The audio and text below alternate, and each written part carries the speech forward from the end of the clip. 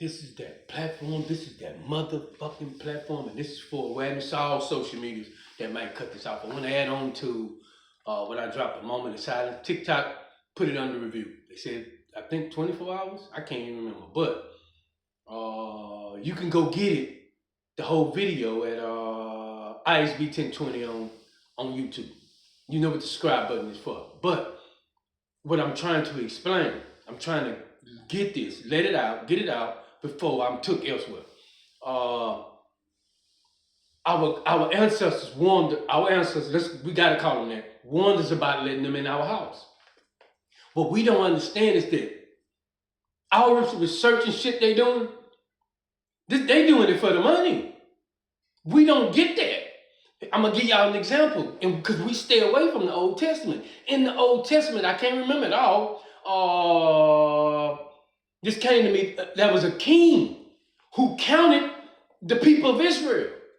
If I'm not mistaken, why did he count them? He counted them so he could tax them. And they're saying God punished him for that.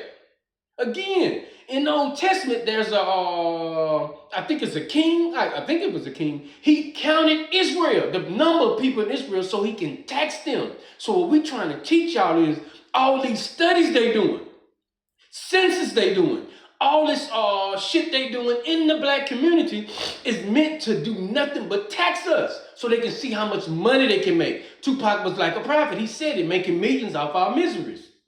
We're not listening to our elders nor to the motherfuckers that's strictly about us.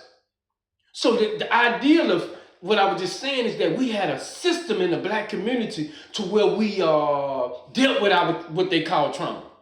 How we release the trauma. I just talked about it. You can go get the video on channel ISB 1020. In the house, how we released that energy or whatever the fuck we was going through. And what we were supposed to do was go, if you was gonna make it better, figure out a way to make that system better, because it shouldn't have to keep going down from generation to generation.